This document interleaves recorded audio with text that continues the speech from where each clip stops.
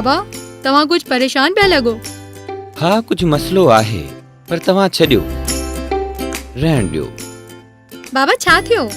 असांखे ॿुधायो, थी सघे थो असां कुछ मदद कयूं। पर हू तव्हां ॿुधायो त सही।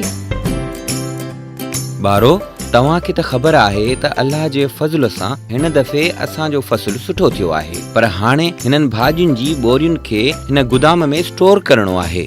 ओहो, हींअर असां वटि कहिड़ियूं भाॼियूं आहिनि? पटाटा, बसर ऐं थूम।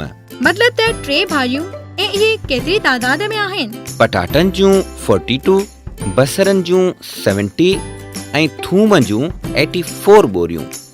70 मतलब त बसर जूं असां 10 लाइनूं ठाहियूं था, ऐं पटाटनि जूं 42, त इन जूं 7 ऐं थूम 84, त इन जूं।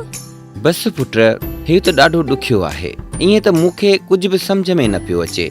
यादि करण त परे जी ॻाल्हि आहे। हा, यादि आयो। अहमद, तोखे यादि आहे त काल्ह टीचर असांखे हाईएस्ट कॉमन फैक्टर जे बारे में ॿुधायो हो? हा, यादि आयो। HCF। HCF उहो छा आहे?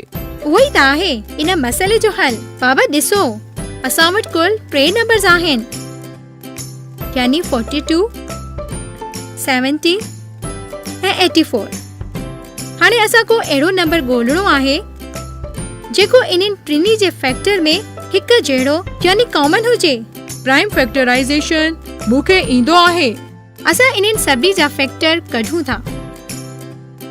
सभिनी खां पहिरीं 42 जो। 42 कहिड़े टेबल में ईंदो आहे? असां हिन खे 2 जे टेबल सां सॉल्व कयूं था। 2 टाइम्स 2 4 थींदो आहे, ऐं 2 टाइम्स 1 2। हाणे असां वटि 21 अची वियो। इन खे 3 सां सॉल्व था कयूं। 7 टाइम्स 3 21 आहे। हाणे असां वटि 7 अची वियो, ऐं 7 त कंहिं बि टेबल में न ईंदो आहे, त असां डायरेक्ट 7 जे टेबल सां हल कंदासीं। 7 टाइम्स 1 7 हूंदो आहे। इन खे असां हीअं लिखंदासीं, 2 मल्टीप्लाइड बाय 3 मल्टीप्लाइड बाय 7 42। हाणे 70 मां सॉल्व थो कयां। 3 टाइम्स 2 6 हूंदो आहे, ऐं 1 खे कैरी फॉरवर्ड कयूं त ॿियो नंबर 10 थी वियो। 5 टाइम्स 2 10 आहे। हाणे असां वटि 35 अची वियो, ऐं 35 त 2 जे टेबल में ईंदो ई कोन्हे, न 3 में न 4 जे टेबल में, त असां इन खे 5 जे टेबल सां सॉल्व कंदासीं।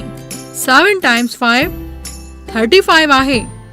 हाणे असां वटि 7 अची वियो, ऐं 7 कंहिं बि टेबल में नाहे हूंदो, त असां डायरेक्ट 7 जे टेबल सां हल कंदासीं।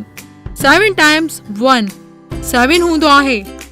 असां हिन खे हीअं लिखंदासीं, 2 multiplied by 5 multiplied by 7 is 70।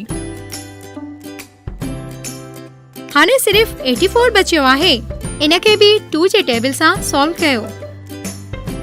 2 times 4 8 आहे, ऐं 4 इज 2 टाइम्स 2। हाणे असां वटि 42 अची वियो आहे।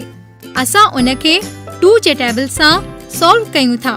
2 टाइम्स 2 4 थींदो आहे, ऐं 2 टाइम्स 1 2 आहे। हाणे असां वटि 21 अची वियो आहे। इन खे 3 सां सॉल्व कयूं था। 3 टाइम्स 7 21 आहे।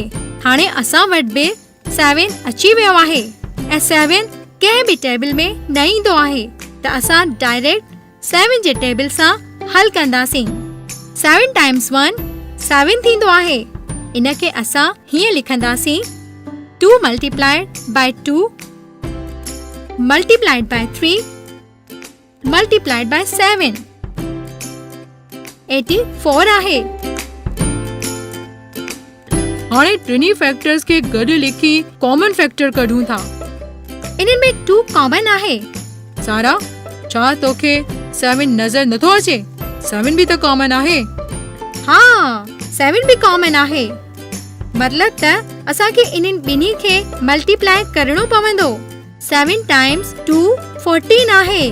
मतलब त 14 असांजो हाईएस्ट कॉमन फैक्टर आहे। हा, हाणे बोरियुनि जूं लाइनूं ठाहिण लाइ असांखे इन्हनि जे तादाद खे 14 सां डिवाइड करणो पवंदो। डिवीजन त असांखे ईंदी आहे, जल्दीअ सां था कयूं। 42 divided by 14 is equal to 3। 70 divided by 14 is equal to 5। 84 divided by 14 is equal to 6। मतलब त असां 14 बोरियुनि जूं लाइनूं ठाहे सघूं था। अहिड़ी तरह पटाटनि जूं 3, बसर जूं 5 ऐं थूम जूं 6 लाइनूं ठहंदियूं। वाह मुंहिंजा ॿारो, तव्हां त वाकई मसइलो हल करे छॾियो। बाबा, असां तव्हांजो मसइलो हल करे छॾियो। हाणे असां घोड़े गाॾीअ जो मज़ो वठूं। हा हा, वञो खेॾो। हाँ, हू ॿई त हलिया विया। छा तव्हां ही सभु रखण में मुंहिंजी मदद कंदव? ही मटरनि जूं 32, मिर्चनि जूं 48 ऐं अदरक जूं 96 बोरियूं। कोशिश कयो